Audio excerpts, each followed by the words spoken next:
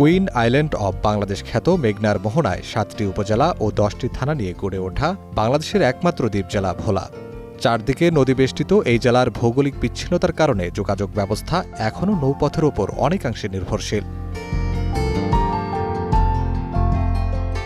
তবে সম্ভাবনার দিক থেকে কোনো অংশে পিছিয়ে নেই এই জেলা। কৃষি, মৎস্য, প্রাকৃতিক সম্পদে সমৃদ্ধ ভোলায় ধান, মাছ, নারিকেল ও সুপারি উৎপাদন উল্লেখযোগ্য। দেশের সিংহভাগ ইলিশের যোগান আসে এই জেলা থেকেই, যা দেশের অর্থনীতিতে গুরুত্বপূর্ণ ভূমিকা রাখছে।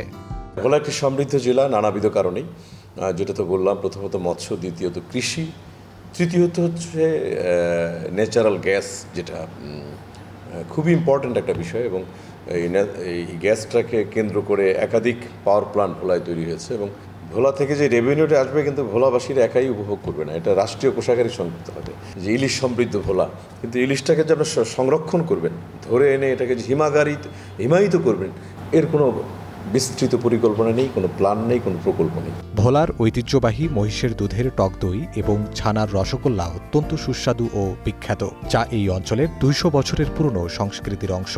প্রকৃতির অপরূপ সৌন্দর্যে ভরা মনপুরা দ্বীপ, নির্জন ও শান্ত তারুয়া সমুদ্র সৈকত এবং জীববৈচিত্র্যে সমৃদ্ধ চর কুকরি-বুকরি পর্যটকদের আকর্ষণ করে। বাংলাদেশের মধ্যে ভোলা এমন একটি জেলা যে শুধু পর্যটন খাতে যদি সরকার একটু নজর দেয়, তাহলে কোটি কোটি ডলার কিন্তু আমরা এখান থেকে আনতে পারি। শুধু একটু পরিকল্পনা দরকার, কারণ বিস্ময়কর একটা বাস্তবতা, চারপাশে পানি, মাঝখানে একটা ভূখণ্ড। ভোলার গ্যাস ক্ষেত্রগুলোতে ট্রিলিয়ন ট্রিলিয়ন ঘনফুট প্রাকৃতিক গ্যাস মজুদ রয়েছে, যা দেশের ক্রমবর্ধমান জ্বালানি চাহিদা পূরণে উল্লেখযোগ্য ভূমিকা রাখছে। এছাড়া ভোলায় গ্যাস ভিত্তিক বিদ্যুৎ কেন্দ্রগুলো থেকে উৎপাদিত শত শত মেগাওয়াট বিদ্যুৎ স্থানীয় চাহিদা মিটিয়ে জাতীয় গ্রিডে যুক্ত হচ্ছে। এছাড়া দক্ষিণ এশিয়ার সর্বোচ্চ ওয়াচ টাওয়ার, অত্যাধুনিক স্থাপত্য শৈলীতে নির্মিত নিজাম হাসিনা মসজিদ, বীরশ্রেষ্ঠ মোস্তফা কামাল জাদুঘর এবং ফাতেমা খানম জামে মসজিদ পর্যটন আকর্ষণগুলোর মধ্যে অন্যতম। প্রাকৃতিক সৌন্দর্য, ম্যানগ্রোভ বন, বিস্তীর্ণ চর এবং নদীমাতৃক দৃশ্যপটের জন্য বেশ পরিচিত দ্বীপের রানী ভোলা। যথাযথ কর্তৃপক্ষের সজাগ দৃষ্টি থাকলে জেলা দেশের অর্থনীতিতে বড় ভূমিকা রাখবে বলে মত বিশিষ্টজনদের। আফরাজ জামিন, গ্রিন নিউজ।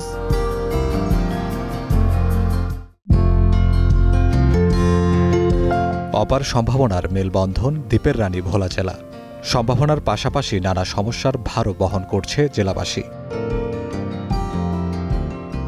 অনুন্নত যাতায়াত ব্যবস্থা, চিকিৎসা খাতের বেহাল অবস্থা, মানসম্মত শিক্ষা প্রতিষ্ঠানের অভাব, শিল্পায়নের ঘাটতি এবং কর্মসংস্থানের সংকট ভোলা জেলার প্রধান সমস্যা। এছাড়া নদী ভাঙন, জলোচ্ছ্বাস, ঘূর্ণিঝড়ের মতো প্রাকৃতিক দুর্যোগ তো রয়েছেই। নদীবেষ্টিত হওয়ায় ভোলা থেকে বরিশাল কিংবা দেশের অন্যান্য অঞ্চলে যাতায়াতে নির্ভর করতে হয় নৌপথের ওপর। এই সমস্যা নিরসনে বহুদিন ধরেই আলোচিত ভোলা বরিশাল সেতু। সেতুটি বাস্তবায়িত হলে ভোলার অর্থনীতি, পর্যটন ও যোগাযোগ ব্যবস্থায় বড় পরিবর্তন আসবে বলে মনে করছেন স্থানীয়রা। ভোলা টু বরিশালের সেতুটা আমরা যতটুকু জানি, যেটার প্রাথমিক যে পর্যবেক্ষণ এটা হয়ে গেছে এবং ফিজিবিলিটি দেখা হয়ে গেছে।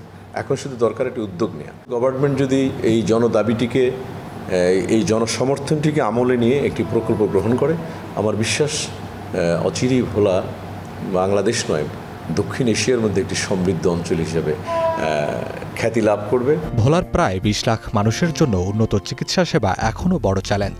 গুরুতর রোগীদের চিকিৎসার জন্য ভোলা থেকে বরিশাল কিংবা ঢাকায় যেতে হয়, যা সময় সাপেক্ষ এবং ব্যয়বহুল। ভোলায় একটি সরকারি মেডিকেল কলেজ প্রতিষ্ঠার দাবি দীর্ঘদিনের। মেডিকেল কলেজ প্রতিষ্ঠিত হলে জেলার মানুষ সহজে উন্নত চিকিৎসা সেবা পাবে, একই সঙ্গে কর্মসংস্থানের নতুন দ্বার উন্মোচিত হবে। নাগরিক হিসেবে আমি দাবি করতে পারি যে আমার ভোলা একটি বিশ্ববিদ্যালয় হোক, আমার ভোলা একটি মেডিকেল কলেজ হোক, আমার ভোলা একটি নার্সিং ইনস্টিটিউট হোক, অর্থাৎ উন্নয়নের জন্য এগুলো খুব প্রাসঙ্গিক। প্রাকৃতিক দুর্যোগ ভোলার মানুষের নিত্যসঙ্গী। প্রায় প্রতি বছরই ঘূর্ণিঝড়, জলোচ্ছ্বাস ও নদী ভাঙনে ক্ষতিগ্রস্ত হয় জেলার বহু মানুষ। অনেক সময় ঘর বাড়ি হারিয়ে নতুন করে জীবন শুরু করতে হয় নদী ভাঙনের শিকার পরিবারগুলোকে। সব মিলিয়ে অপার সম্ভাবনার এই দ্বীপ জেলাকে এগিয়ে নিতে প্রয়োজন দীর্ঘমেয়াদী পরিকল্পনা ও কার্যকর উদ্যোগ, এমনটাই মনে করছেন স্থানীয়রা। আফরাজ জামিন, গ্রিন নিউজ।